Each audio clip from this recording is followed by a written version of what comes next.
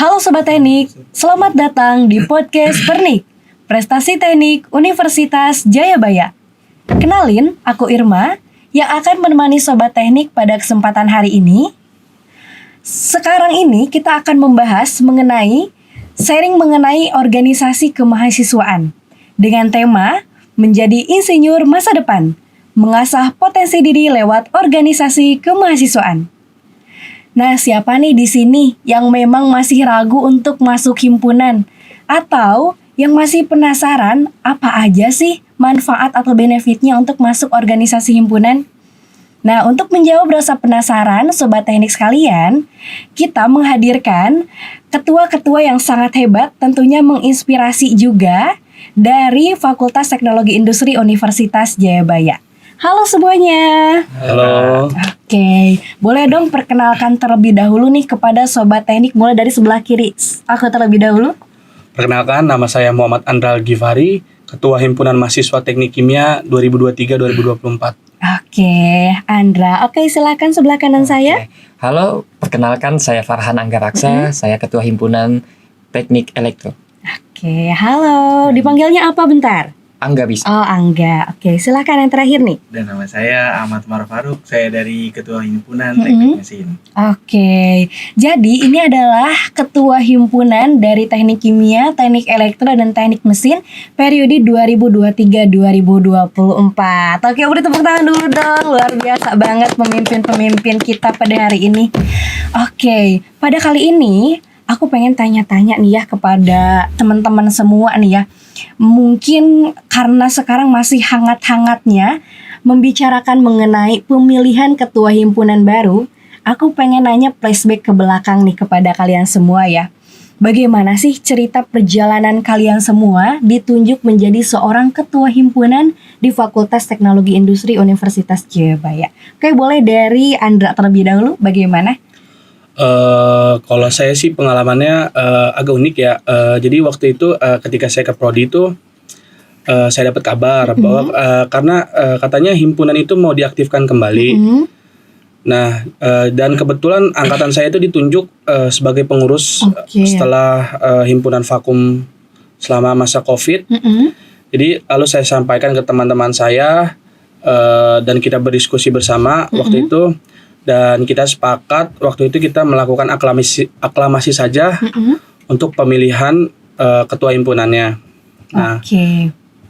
Jadi berawal dari memang himpunan itu vakum ya karena zaman COVID, dan ternyata angkatan Andra itu ditunjuk ataupun untuk mengaktifkan kembali gitu ya, dan alhamdulillah terpilihlah menjadi seorang ketua himpunan ya. Kayak luar biasa sekali nih. Oke, mungkin boleh sekarang dari Faruk, bagaimana nih kalau boleh tahu? Kalau dari saya sendiri sih Kak, awalnya itu ketika saya mengajukan menjadi Ketua Himpunan Mesin, dan kebetulan itu ada dua Kak. Oh, ada dua kandidat mungkin ya. Oke. Nah, gimana nih ceritanya? Dan itu teman saya sendiri Kak. Oh, Dari alah. angkatan saya sendiri. Nah, Terus gimana tuh? kalau misalkan dari himpunan kimia itu aklamasi, kalau saya pemilihan Kak. Ada pemilihan juga karena ada dua kandidat. Betul. Setelah di dalam itu beradu visi misi, ya itu visi misi saya dan dia ya hebat-hebat lah. Dan saya gak nyangka juga saya yang menang Kak. Oh, luar biasa sekali. Jadi setelah itu mungkin di voting ya, dan alhamdulillah Faruk yang terpilih. Ya, luar biasa sekali nih ya. Jadi melalui proses pemilihan mungkin ya dengan voting. Nah, terakhir nih bagaimana dari Angga? Kalau dari saya sih dulu kita kan tahu semua himpunan di JB sempat vakum lah ya, ya kan. Jadi gara-gara COVID ya. Iya, karena COVID itu. Jadi pertama dari ini Kak, dari kesadaran teman-teman saya juga, angkatan saya. Jadi kita juga emang punya keinginan gitu untuk membangun himpunan mahasiswa elektro Kak. Kan? Jadi kita membangun awalnya, lalu dan alhamdulillahnya teman-teman saya percaya pada saya untuk saya menjadi ketua himpunan mahasiswa elektro Kak. Oh, oke. Jadi metodenya aklamasi juga. Oke. Jadi memang luar biasa banget ya, dengan angkatan COVID mungkin ya kalian bisa mengaktifkan kembali himpunan yang memang sebelum-sebelumnya tidak aktif gitu ya. Keren-keren sih, luar biasa. Nah, tentunya kalian itu memiliki motivasi ya untuk menjadi seorang ketua himpunan. Nah, berkaitan dengan motivasi, apa sih motivasi kalian mau ikut berorganisasi, kemudian mau menjadi seorang ketua himpunan yang menginisiasi mungkin ya sebagai pemimpin dalam membangun himpunan-himpunan ini? Boleh mungkin dari Angga terlebih dahulu. Motivasi saya sih yang pertama kayak mungkin karena saya juga aktif juga di organisasi di luar kampus ya kan, seperti Karang Taruna saya Betul. alhamdulillah aktif. Terus juga saya juga ikut UKM di kampus A ya kan. Oke. Lalu juga saya ya udah, jadi saya termotivasi untuk menghidupkan Di kampus C gitu ya, Kampus C, kampus iya. sendiri ya. iya, jadi saya mau aktif juga di himpunan di kampus C seperti itu kan. Itu jadi motivasi saya juga. Terus juga Oke.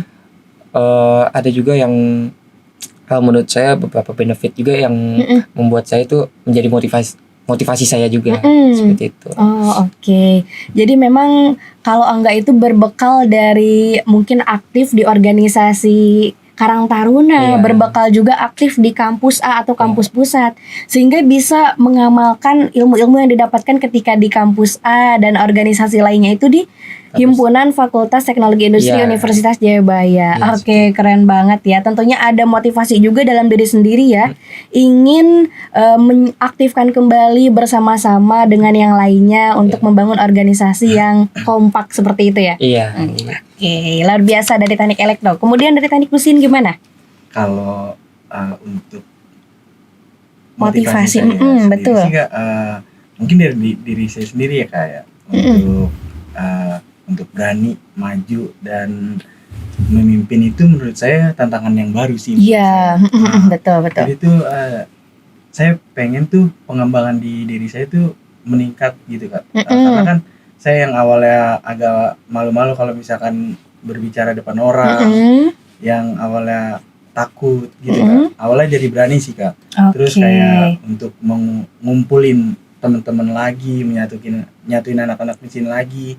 Itu sih yang motivasi saya. Oke, keren banget ya. Jadi emang dari dasarnya itu pengen mengembangkan, mengimprovisasi skill yang ada dalam diri, termasuk dalam segi public speaking, pengen diasah dan tentunya terasa kan, Terasa. memang jadi lebih lancar juga, lebih nggak malu-malu Iya, gitu ya, betul banget.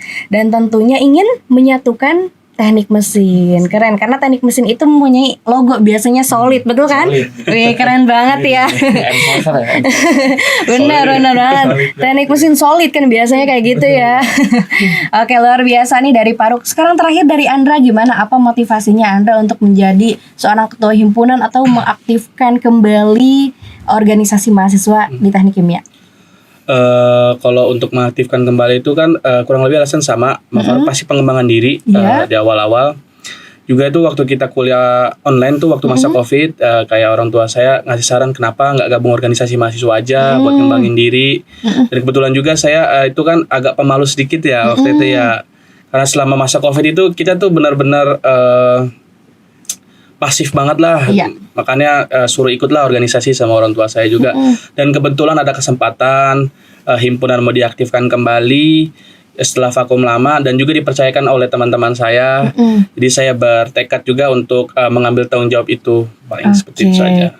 Jadi berawal dari motivasi diri sendiri, didukung oleh orang tua juga yang tentunya menyarankan untuk aktif di himpunan karena tak ada salahnya ya untuk masuk himpunan karena banyak benefitnya juga. Betul. Terakhir karena ada dukungan teman-teman. Betul. Itu yang bisa menguatkan kamu menjadi seorang ketua himpunan Betul ya. sekali. Oke, beri tepuk tangan dulu dong buat kalian. Luar biasa sekali, motivasinya sangat bagus dan menginspirasi kita semua nih. Nah, kalau boleh tahu nih ya berkaitan dengan kepemimpinan kalian nih. Tentunya dalam memimpin itu pasti ada tantangannya tersendiri. Nah, saya pengen tahu nih tantangan tersulit apa aja sih yang memang pernah kalian hadapi selama kalian menjabat? Karena kan kebetulan kalian ini sudah purna bakti ya, tugas menjadi seorang ketua himpunan. Nah, saya pengen tahu nih tantangan tersulitnya apa aja ketika selama menjabat, biar mungkin sobat teknik yang lain bisa tahu nih ya, dan bisa mengetahui juga teman-teman bagaimana cara mengatasinya. Boleh dari Angga terlebih dahulu, boleh? Kalau tantangan tersulit ya kayaknya. Itu kalau buat saya itu ini Kak, menyatukan isi pikiran Oke, orang-orang. betul. Itu menurut saya tantangan yang bisa dibilang sulit lah buat Iya, saya betul, kan. Karena kan sebagai ketua pun juga kita kan juga harus bisa bijaksana ya Betul. kan. Itu tuh jadi tantangan tersulit saya. Terus juga apalagi ya, Tentunya memang banyak kepala ya, Iya. banyak isi pikiran, banyak kepala dan banyak juga yang memberikan saran iya satu dan lainnya, sehingga memang ketua itu harus bisa iya bijaksana itu sih ketika yang- mengambil keputusan kayak gitu ya. Oke, boleh mungkin dari Faruk gimana nih? Mungkin kurang lebih sama ya kak. Soalnya kan kita dari himpunan juga, mungkin kan broker kita kan sama di atasnya mahasiswa lah. Itu untuk kesulitan saya sih, kalau misalkan ada meeting atau gimana, ada yang nggak dateng gitu kan. Oh, oke. Terus ada selisih paham antara himpunan mesin gitu kak, antar mahasiswa mesin. Jadi itu kayak untuk, jadi kan kita harus sebagai ketua kan kayak harus bijaksana kata Angga tadi. Betul. Dan harus gimana ya kak, bagaimana caranya masalah-masalah dalam mesin ini Bisa bebannya ke teratasi saya nih gitu. kak, Iya, harus betul, saya yang ngatasin gitu kak. Nah itulah kesulitan saya. Oke. Nah, gimana nih cara menyelesaikan dari kesulitan-kesulitan yang dihadapin oleh kamu? Mungkin dari meeting tadi sih kak, di meetingin kalau misalkan ada masalah apa, mungkin karena mesin kan itu kan setiap bulan satu kali ya kak. Ya, Sebulan sekali ada meeting satu. meeting Betul. organisasi gitu kak. Mungkin dari situ sih kak, kalau misalkan ada konflik antar teman atau gimana, mungkin saya selesai di situ. Ya, bisa didiskusikan ya Iya, dengan betul, cara baik-baik juga biar tidak ada kesalahpahaman mungkin ya. Memang sih pasti ada kesalahpahaman, apalagi kan tadi oleh Angga dibicarakan juga banyak kepala juga, banyak juga yang memberikan saran, masukan, dan tentunya juga pasti seringkali ada juga perselisihan ataupun miskomunikasi lah disebutnya kayak Banyak gitu. sih, kayak gitu. Betul. Oke, dari Andra bagaimana nih Andra? Apa sih yang tersulit mungkin yang pernah Andra hadapi selama menjabat seorang ketua himpunan? Setelah saya itu dipilih sebagai ketua atau dilantik itu, jadi program studi itu ngasih tugas ke saya dan ke teman-teman himpunan kabinet baru itu. Jadi kita disuruh mengadakan seminar kuliah umum, dan pembicaranya itu yang kita undang alumni. Nah untuk saya itu yang buat pengalaman pertama kali untuk menghandle sebuah acara itu berat banget ya buat Iya, saya ya. Betul. Pertama itu kita harus mengkoordinir teman-teman, juga belajar membagikan job desk atau memastikan job desk teman-teman lain berjalan dengan baik. Juga mungkin yang paling sulit itu menyatukan aspirasi ya, karena ketika kita rapat atau pembagian job desk kan banyak aspirasi yang masing-masingnya atau pembagian tugas itu mau nggak mau saya harus mengambil keputusan di situ kan. Ya, betul. Mungkin di situ aja sih awal-awal tantangan, karena saya benar-benar baru waktu itu, baru banget dilantik. Dan itu pengalaman yang menurut saya yang buat saya maju buat kedepannya ya? melaksanakan proker-proker selanjutnya juga. Oh, oke. Karena Andra itu mungkin baru pertama kali juga dan baru pertama kali diberikan tugas yang memang ini belum pernah sebelumnya mungkin ya. Jadi memang itu betul, karena mungkin Covid juga, dan tentunya awal-awal Andra harus bisa memegang semua program kerja yang memang udah ada sebelumnya mungkin, dan ini kan kesempatan Andra untuk bisa mengimprovisasi kembali mungkin ya. Iya, jadi bisa lebih baik untuk menghadapi proker-proker selanjutnya. Oke, tentu saja ya tantangan-tantangan itu ada dalam setiap program studinya masing-masing ataupun di himpunannya masing-masing. Dan tentunya setelah sulitnya menghadapi berbagai tantangan, tentu saja ada pencapaian dong ya. Nah, berbicara mengenai pencapaian, apa sih pencapaian yang pernah kalian lakukan dan banggakan selama menjadi seorang pemimpin di himpunannya masing-masing? Boleh dari Anda terlebih dahulu? Oke. Kalau menurut saya itu saya mempunyai kabinet atau kelompok itu sangat solid ya kak ya. Sangat saling membantu, sangat mau meluangkan waktunya. Betul. Untuk job desk masing-masing itu sangat bertanggung jawab. Juga waktu itu kita pernah mengadakan acara namanya Eco Challenge, waktu itu lomba. Oh, oke. Nah lomba itu kita buat tuh skala nasional waktu itu. Jadi kita mengundang pelajar atau mahasiswa untuk membuat video kreatif atau pengolahan dari bahan-bahan bekas atau menjadi produk atau bahan-bahan yang bernilai guna waktu itu. Dan pesertanya waktu itu cukup banyak, berbagai dari Pulau Bali, Sumatera, bahkan waktu itu ada dari mahasiswa ITB juga yang gabung, luar yang biasa dari banget. teknik lingkungan. Ya. Oke. Jadi itu program kerja nasional ya, luar biasa banget. Karena kan kalau berbicara mengenai TikTok, Gen Z pasti Betul siapa sekali. sih yang nggak kenal gitu ya tentang TikTok. Dan keren banget sih ini masuknya ya, berpotensi banget untuk memperkenalkan nih yang menyelenggarakan acara itu adalah Himpunan Teknik Kimia atau disingkat Betul. menjadi Himateka. Betul sekali. Oh, luar biasa. Oke, sip. Andra udah berbicara, sekarang saya mau next ke Angga. Silakan Angga, apa sih prestasi ataupun pencapaian yang pernah dilakukan yang bisa menjadi kebanggaan? Kalau itu sih paling saya juga pernah mengadakan ini, bukan saya tapi Kami. betul. kami HME juga pernah menjalankan beberapa proker ya Kak ya. Gimana tuh? Mulai dari proker yang namanya Betak Kak, berbagi tuh Betak? takjil. Oh, berbagi takjil. Iya, berbagi Luar takjil. biasa banget ya, Iya, jadi kita religius bagi-bagi. banget nih. Iya, religius banget kita emang Kak. Terus habis gitu kita juga pernah mengadakan juga seminar juga. Seminar apa tuh?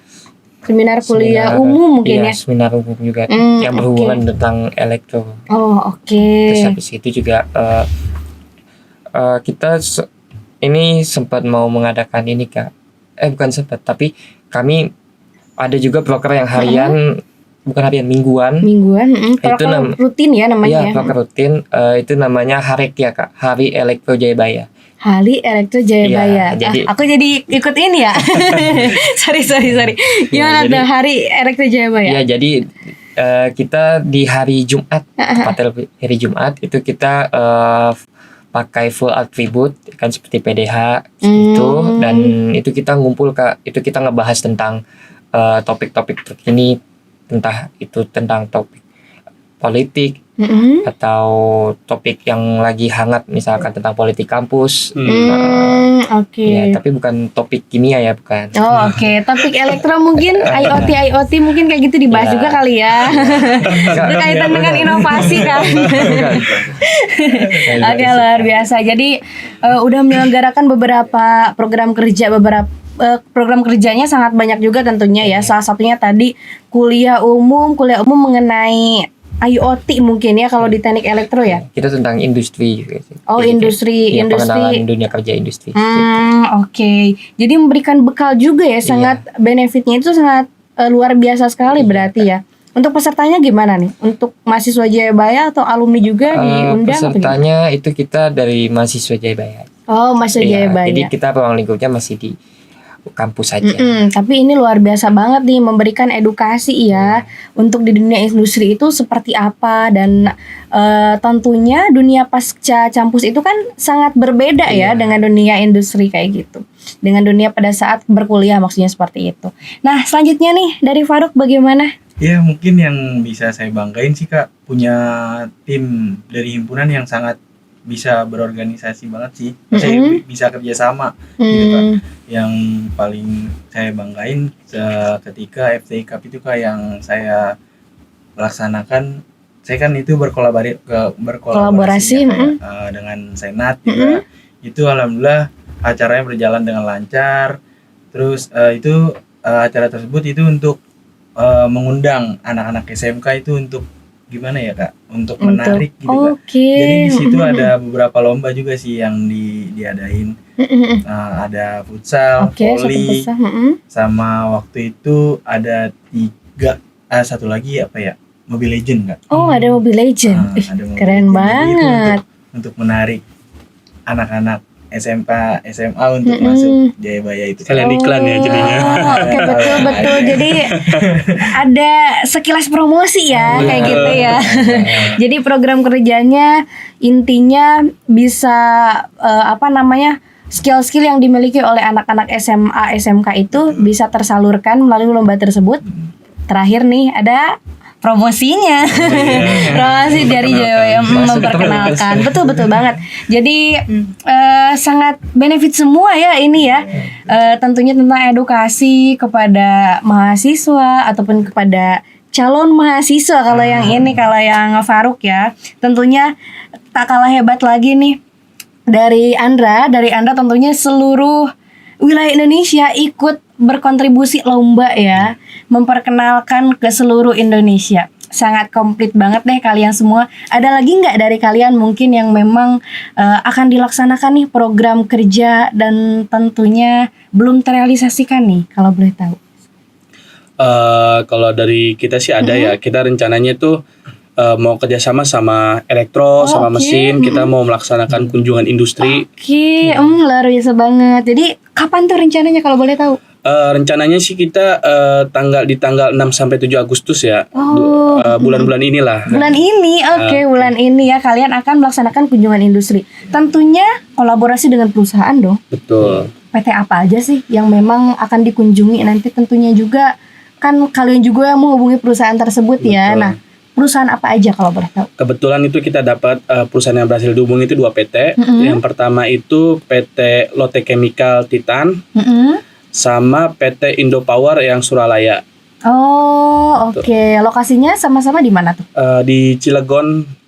Di Cilegon ya? Cilegon. Oh, oke. Berarti kalian bentar lagi akan kunjungan industri dong. Keren-keren nih. Oke nih, selanjutnya saya ingin nanya kembali. Nah, kalau misalnya aktif organisasi itu kalau boleh tahu dapat apa aja sih? Boleh dong dari Angga dulu nih. Oke. Selama saya aktif organisasi sih Kak ya, yang saya rasain tuh saya dapat ilmu yang tidak kita pelajari di Di kelas akademik, mungkin kelas ya. ya. Apa Kayak tuh? gitu. Contoh misalkan kita jadi lebih berani Kak, terus juga kita bisa memanage orang gitu loh. Terus habis itu juga kita juga dapat ilmu public speaking juga seperti apa gitu kan ya. Karena kan kalau menurut saya public speaking itu tuh tidak mudah gitu. Iya, Agak betul. membutuhkan mental yang oke gitu ngomong di depan banyak orang gitu. Betul, ya. masih betul Betul banget. sih. Terus Oke. juga Apalagi ya nih? memanage waktu ya Oke. seperti itu sih Kak. Jadi banyak yang soft skill yang kita nggak dapat di Kelas. kelas, tapi kita dapat di organisasi. Iya, oke, betul banget. Jadi termasuk tadi yang dikatakan oleh Angga itu manage waktu, kemudian manage orang. Karena Iya. menjadi seorang ketua itu harus bisa memanage banyak orang Iya, gitu ya maksudnya iya. ya. Terus kemudian utamanya lagi mungkin public speaking ya, Iya. bisa mengasah mentalnya juga bisa terbangun lebih baik dan lebih berani dalam hal positif tentunya ya. Oke. Next, Faruk gimana? Kalau untuk pengembangan diri ya Kak. Apa sih yang didapetin oleh Faruk selama menjadi seorang ketua himpunan atau aktif di himpunan yang tentunya nggak didapetin di kelas tadi, betul banget. Iya. Apa? Yang saya dapetin dari ikut berorganisasi ini sih Kak, saya itu dapat yang tadi pertama yang nggak bilang public speaking saya Iya, bertambah betul, gitu lah, Kak. Terus ngumpulin anak-anak tadi. Ya. Terus mungkin sukses berjalannya proker mungkin itu juga sih Kak. Iya, betul banget. Jadi memang banyak sekali benefit-benefit yang didapetinnya ya, termasuk mungkin kalian bisa dapat kenalan channel banyak Channel, orang ya, iya, betul kan? relasi. Betul, relasi. Nih terakhir dari Andra gimana? Kalau saya sih kurang lebih sama ya seperti Angga. Pasti public speaking, memanage orang, itu tuh pasti skill yang didapat ya kalau masuk organisasi ya. Cuma mungkin ada beberapa kayak kita memecahkan masalah. Ketika perbedaan pendapat itu kan kita nggak bisa belajar dari akademik atau apapun gitu ya. Kita harus langsung di tempat itu, di sebuah permasalahan kita harus turun mencari. Jadi kita penengah lah gitu. Dan juga kita juga kan benefitnya sih kalau di itu pasti banyak sekali ya. Iya. Terus kita juga kan ketika melaksanakan acara kita jadi belajar juga ya. Misalkan kita dipilih sebagai ketua pelaksana ya dalam suatu acara. Itu kan di situ kita juga belajar bertanggung jawab, belajar misalnya menghubungi pembicara yang untuk acara, misalnya kita membuat acara seminar. Jadi di situ tuh kita belajar bagaimana cara berkomunikasi kepada orang, bagaimana berkomunikasi dengan mungkin orang yang lebih sukses, yang sudah sukses terlebih dahulu gitu. Banyaklah masukan-masukan ketika berbicara bersama Para alumni mungkin betul, ada ya, ataupun alumni. dengan narasumber hebat mungkin kayak narasumber gitu ya. hebat gitu ya. Oke, jadi benar sekali kalau masuk himpunan itu Sobat Teknik nih udah disampaikan ya oleh ketua-ketua himpunan kita. Yang pertama itu pasti public speaking kita bakalan terasah. Kemudian yang kedua tentunya kita bisa disiplin waktu, Betul banget. memanage orang dengan banyak itu luar biasa sekali sih Inu. Itu maksudnya ya tidak ternilai gitu ya harganya kayak gitu. Nah selanjutnya nih tentunya kalian itu kan menjadi seorang ketua himpunan dan tentunya aktif juga ya ketika di kelas. Bagaimana sih cara menyeimbangkan ketika kalian itu berhimpunan dengan di kelas mungkin kayak gitu, menyeimbangkannya kayak gimana? Mulai dari Anda dulu. Oke, kalau mulai dari saya sih pertama ketika kita menyusun proker ya mungkin ya untuk tanggal-tanggal kita hindari ya mungkin kita akan melihat kalender akademik dulu seperti misalnya urusan-urusan yang tidak bisa tinggal seperti UTS atau UAS kita hindari proker-proker di tanggal seperti itu. Iya. Juga saya biasanya sebelum hari H atau kita mau mengadakan rapat atau mau mengadakan pembicaraan mengenai proker gitu ya. Biasanya saya kasih informasi tuh H-2 atau H-1 biar nggak miskomunikasi terus biar waktu antara anggota dan saya juga tidak bertabrakan pastinya. Oke, betul. Jadi memang karena untungnya ada kalender akademik nih ya, Betul ada sekali. panduan sehingga kita itu bisa menyesuaikan ya Betul kegiatan mahasiswa atau kemahasiswaan itu dengan kampus gitu ya seperti itu. Nah, boleh dari Angga? Ya kalau saya sih sebenarnya kurang lebih sama ya dengan Mas Andra ini. Paling apa ya tadi? Pertanyaannya lupa. Oh, lupa ya. Itu yang ngeheng dulu paling. Oke. Santai aja. Oke, jadi cara menyeimbangkan antara di kelas dengan organisasi iya. kampus itu gimana sih kalau boleh tahu? Iya, ya, kurang lebih sih sama sebenarnya sama Mas Andra ini. Cuman kalau saya sewaktu saya penjabat mungkin lebih diutamakan kuliah di Ya, kelas ya, karena betul. kan balik lagi orang tua menguliahkan kita kan untuk Belajar belajar ya, ya, betul, betul. ya, Pasti. buat dapat gelar ST. Itu loh. Jadi Selalu. iya, Gelar ST ya. ST itu tuh wajib itu. Kan? Ya, terus gimana nih cara menyeimbangkannya kamu ketika di himpunan? Karena kan kamu juga ketua, pasti sulit dong untuk menyeimbangkan. Iya. Saya waktu itu saya pintar-pintar ini sih Kak, milih jadwal untuk rapat. Jadi saya tidak mau tabrakan dengan kuliah. Jadi mungkin sehabis pulang kuliah jadi kita baru ngadain papa, terus habis itu juga kalau ngadain proker juga. Kalau saya sih waktu itu kemarin Gimana tuh? proker saya yang seminar itu Iya? saya adakan di hari Sabtu Kak, karena kan di Sabtu itu tuh kita libur tidak kan? libur ya, Oh, tidak ada apa namanya perkuliahan. perkuliahan. Jadi memang yang pertama kamu pintar-pintar ngatur jadwalnya itu kalau mau rapat itu ya selesai pembelajaran, ya. pembelajaran di kelas. Lalu kalau misalnya ada kegiatan-kegiatan seperti kuliah umum Iya. ataupun seminar-seminar dan lain sebagainya dilaksanakan di hari Sabtunya Iya. ataupun di hari libur mungkin ya biar Iya. tidak mengganggu kegiatan perkuliahan. Dan terakhir mungkin karena tadi yang Anda katakan ada kalender akademik Iya, yang menjadi betul. panduan kita Itu gitu sih yang ya. membantu banget. Betul. Dari Faruk terakhir gimana sih? Mungkin sama aja sih Kak, karena kita kan mahasiswa juga, kita berorganisasi juga gitu ya. Jadi kita tuh setelah keluar dari kelas ya, karena saya aktif dalam organisasi ya, setelah dari kelas saya langsung ke ruang himpunan Kak. Oh, Untuk oke. membicarakan apa nih selanjutnya yang mau kita kerjain gitu Iya, Kak. betul. Jadi itu yang saya lakuin ya benar kata Angga tadi, saya lakuin di hari kan ada di mesin itu ada SolidWorks ya kayak. Oh, Jadi oke. itu yang itu berjalan selama cuman 2 bulan Kak.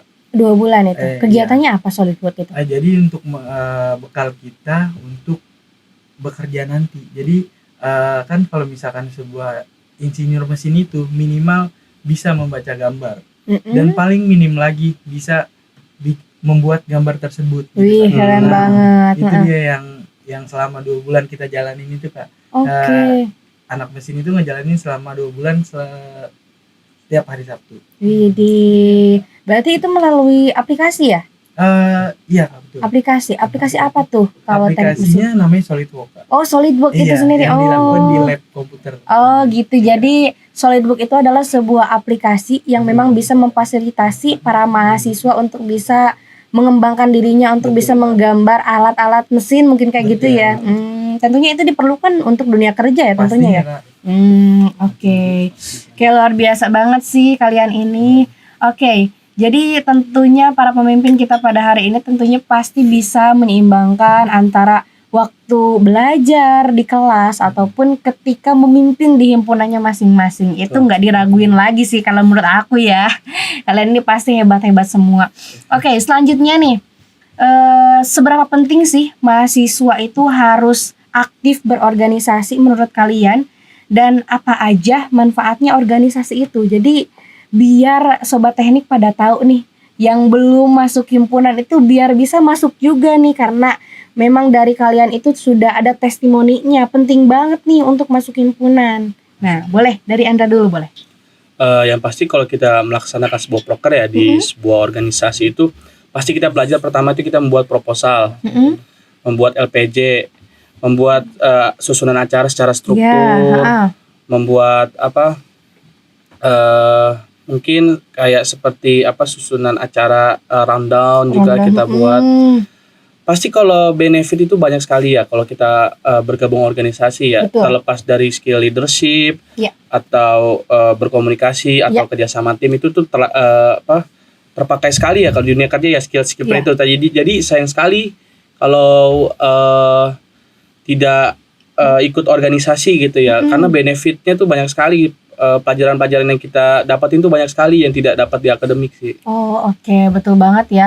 Terutama kalau memanage suatu acara itu banyak sekali kan manfaatnya. Bukan hanya mungkin ketika kita selepas kerja pun kita pasti akan memanage acara, entah itu di dunia kerjanya ataupun di industrinya masing-masing.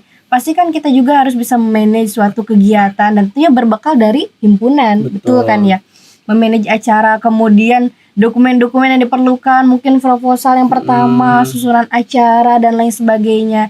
Itu bisa kalian pelajari ketika di himpunan, karena di kelas ada nggak sih? Nggak ada kan, gitu. nggak belajar. Itu poin yang sangat luar biasa banget yang memang sobat teknik akan dapatkan ketika masuk himpunan, betul kan ya? Sekali. Betul banget. Oke, lanjut kepada Faruk, gimana?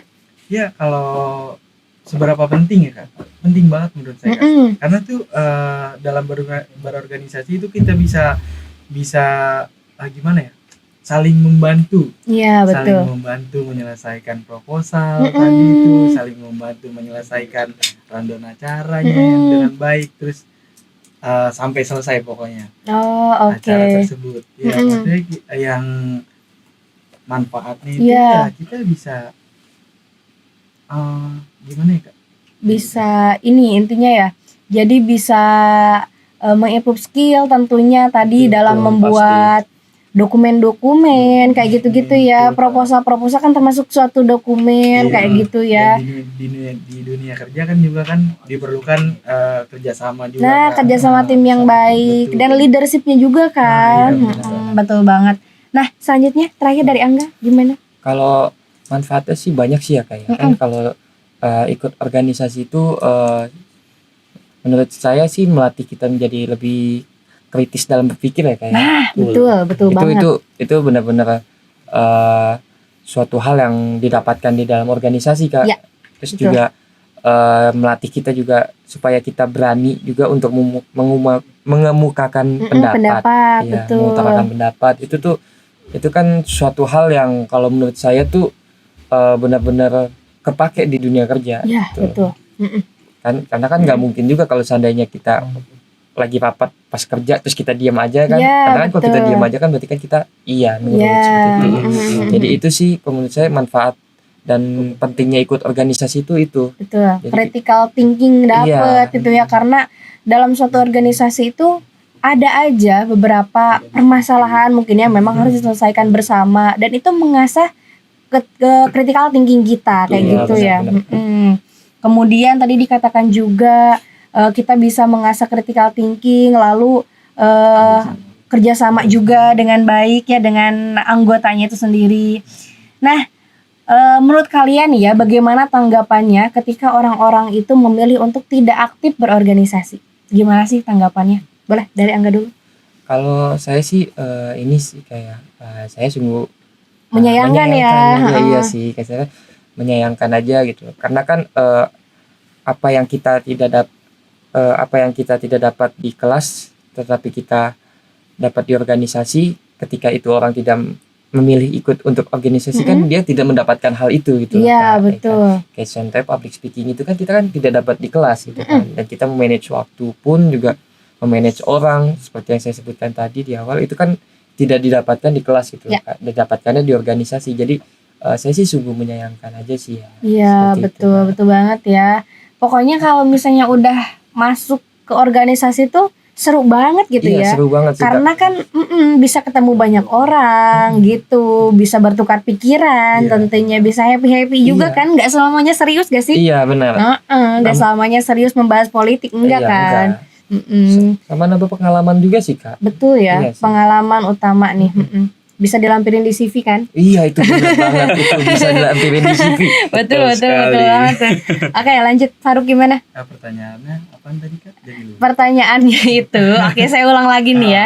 Pertanyaannya itu tentunya kan ada beberapa orang yang memilih untuk tidak beraktif organisasi. Nah, apa sih tanggapan kamu untuk orang yang memilih tidak aktif organisasi? Rugi sih Kak menurut saya. Karena di dalam organisasi tadi itu kan bisa dibilang itu untuk bekal kita, Ya. untuk mempunyai rasa leadership. Setelah kita lulus dari Jayabaya ini kan, pasti yang diharapkan kita kan bekerja di luar. Ya, betul. Kita harus punya rasa leadership di dalam diri kita sendiri. Betul. Nah, jadi di dalam organisasi itu sendiri ya kita bisa menanamkan hal tersebut. Terus kayak tanggung jawab juga, kerjasama juga. Mungkin yang di dalam organisasi ada plus minusnya juga ya Kak. Iya. Kita harus menyaring juga, minusnya kita buang, plusnya kita ambil. Kak. Betul banget. Dari beberapa alumni juga kan pasti adalah segelintir alumni minus. Ya kita kan harus pintar-pintar memilih juga lah Kak. Iya, oke, sip. Jadi memang sangat sedikit menyayangkan mungkin ya kalau memang misalnya memilih tidak aktif di organisasi mungkin karena alasan malas gitu ya. Tetapi berbeda nih kalau misalnya alasannya karena sibuk kerja, mungkin kayak gitu. Mungkin kalau misalnya sibuk kerja kan susah untuk membagi waktunya, mungkin kayak gitu. Ada alasan-alasan lain yang memang mungkin tidak untuk ikut berkontribusi, ikut aktif di organisasi gitu ya. Jadi sangat menyayangkan tuh bagi yang malas gitu, Iya, betul bagi gak yang sih? malas, benar. Berbeda halnya kalau misalnya tidak ikut organisasi karena memang ada kerjaan atau ada kesibukan yang lain yang memang tidak bisa diganggu-gugat kayak gitu kan. Oke, dari Andra gimana nih? Mungkin kalau orang tidak ikut itu menurut saya mungkin sekarang tuh kan apalagi di media sosial ya banyak sekali stigma negatif tentang organisasi seperti lingkungan toksik atau kaderisasi yang ribet. Mungkin menurut saya mungkin tradisi-tradisi lama itu yang membuat sebagian mahasiswa itu tidak mau ikut aktif berorganisasi ya menurut saya. Mungkin dari organisasi tersebut perlu improvisasi lebih lanjut ya. Seperti pengenalan bahwa organisasi ini kita nih kekeluargaan, tidak ada kaderisasi yang aneh-aneh, tidak ada tradisi-tradisi yang konyol-konyol seperti itu. Mungkin perlu kita lebih kita saring lagi ya. Mungkin beberapa mahasiswa karena itu Kak dari media sosial itu yang nggak mau aktif. Mungkin lebih kita perkenalkan lagi organisasi yang baru gitu, yang tidak ada tradisi-tradisi konyol sebelumnya. Betul. Dan tentunya untuk saat ini kalian kan sudah menghilangkan tradisi-tradisi yang kurang baik mungkin ya. Dan untuk saat ini sih kebanyakan tradisi-tradisi kurang baik di masa lalu itu bisa difilter dengan baik untuk yang sekarang ya, dimanapun kepemimpinannya bukan hanya di sini aja mungkin kayak gitu. Nah selanjutnya nih, bagaimana cara menjaga semangat agar terus memotivasi anggotanya, karena kan setiap anggota tuh pasti ada naik turunnya kan semangatnya itu. Nah bagaimana cara memotivasinya agar terus loyal dan untuk terus aktif di himpunan? Boleh dari Angga dulu? Kalau saya cara menjaga semangat itu saya sih biasanya mungkin seperti ini Kak. saya selalu mengapresiasi apa yang sudah dikerjakan anggota-anggota saya. Hal kecil Hal apapun, kecil, iya. betul. Kayak setiap manusia kan kasarnya kalau seandainya dia mengerjakan suatu hal terus diapresiasi kan dia seneng kan? Ya. Betul Ya kan? banget. Dan dia juga jadi makin semangat lagi gitu. Makin diakui juga ya Diakui atas juga, kinerja yang telah iya. dilakukan. Nah itu sih Kak yang saya lakuin Kak. Jadi kalau walaupun dia melakukan hal sekecil apapun juga saya apresiasi. Ya.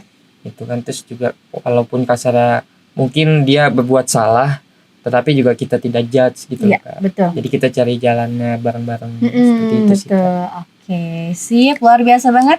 Sekarang next dari Faruk gimana? Iya, untuk saya sih intinya sih komunikasi lancar sih Kak. Sama antar anggota itu saya harus kayak berkomunikasi terus, apa gimana perkembangannya, gimana apa selanjutnya yang pengen kita kerjain, apa yang masalah kita apa. Ya, itu terus sih yang saya jaga Kak. Iya, betul. Karena dari beberapa kepala ini pasti ada beberapa aspirasi yang beda dan bikin bertentangan juga.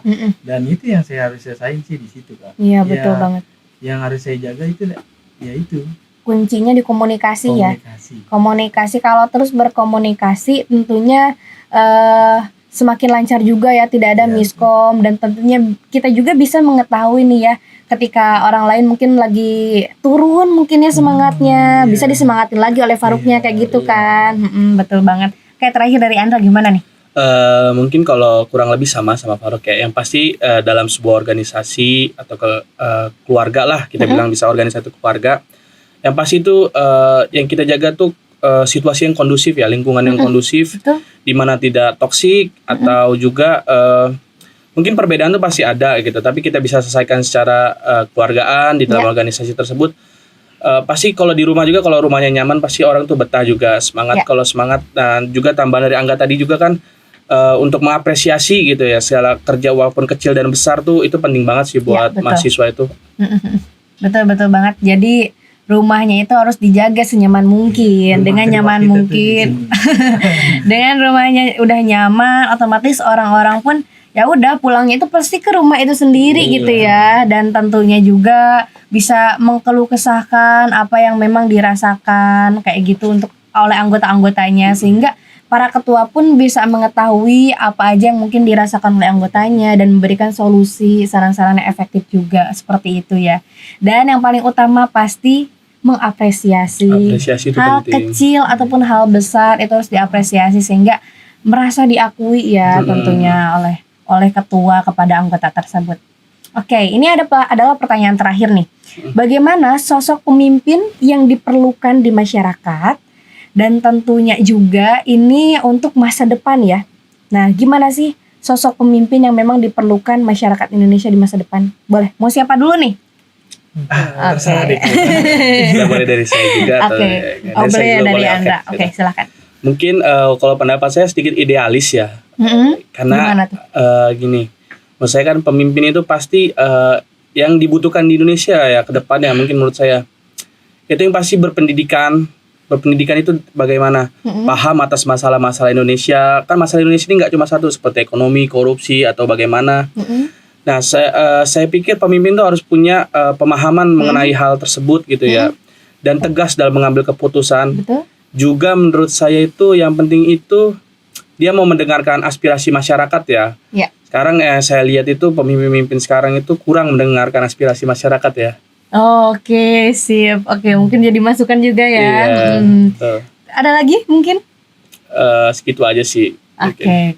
Itu sangat berbobot sekali sih ya. Jadi pemimpin yang memang diharapkan oleh salah satunya oleh ketua himpunan kita itu Andra, tentunya pemimpin yang memang berpendidikan, mendengarkan keluh kesah yang terjadi di masyarakat, memberikan solusi yang sangat efektif. Betul sekali. Kayak gitu ya. Ini sangat bagus banget. Boleh next dari Angga? Oh iya, pemimpin yang diperlukan ya sebenarnya pertama jujur menurut saya sih. Ya, Jujur, oke. berpendidikan yang seperti tadi Bang Andra bilang itu tuh perlu banget, dan dia juga mau dikritik sih Kak itu. Kalau menurut saya, karena kan itu kan jadi masukan juga untuk dia dan negara ke depannya seperti itu sih. Kritik yang membangun ya. Iya, Jadi kritik yang bisa membangun, benar. bisa menjadi solusi untuk kedepannya permasalahan-permasalahan yang memang dihadapi oleh masyarakat sendiri Iya, benar. kayak gitu ya. Oke, ada lagi? Udah itu. Oke, silahkan terakhir next dari Faruk. Mungkin kalau dari saya sih karena kan permasalahan di Indonesia ini kan banyak ya kan. Ya. Kita tuh harus kayak menyiapkan wadah gitu. Mm-mm. Ya kita tuh harus gimana ya Kak? Aspirasi masyarakat kita itu harus didengarin juga, Iya. yang kata Bang Andra bilang. Betul. Dan ya harus dilaksanain juga, kayak bukan cuma janji doang. Iya, Nah, betul. Jadi memang kan pada saat menyampaikan visi misi program kerja dari setiap pimpinan itu memang harusnya dilaksanakan Iya, kayak harus gitu ya. yang Betul. terjadi sekarang kan setelah dia Terpilih. menjabat akhirnya Apa? lupa Kak, dengan visi misi tersebut. Oh, lupa. Oke. Oke, lupa. Jadi ini luar biasa sekali ya pembahasan kita pada kesempatan hari ini. Beri tepuk tangan dulu dong. Beri tepuk tangan dulu dong. Oke, saya harap sih salah satu dari kalian atau semuanya bisa menjadi pemimpin bangsa. Amin. Amin. Allahumma amin. Oke, tak terasa teman-teman semua kita udah di penghujung acara. Kita gak kerasa banget ya ngobrol udah 1 jam ini. Iya. Kalau ngobrol itu emang gak kerasa ya saking nyamannya ngobrol ya. Betul. Oke, aku mau ngucapin terima kasih banyak kepada Angga, kepada Faruk, dan tentunya kepada Andra yang telah meringankan langkahnya untuk datang pada kesempatan hari ini dan tentunya sharing kepada kita semua mengenai dunia organisasi kemahasiswaan, betul ya? Betul. Dan tentunya juga ini sangat menginspirasi dan memotivasi teman-teman semua ya. Bagi yang masih ragu untuk masuk ke organisasi kampus, udah terjawab ya oleh teman-teman kita pada saat ini. Semoga dipersiapkan dengan baik juga ya bagi teman-teman yang mau masuk organisasi kampus. Oke, demikian podcast kita pada hari ini. Sampai jumpa Sobat Teknik. Dadah! Dah. Dadah.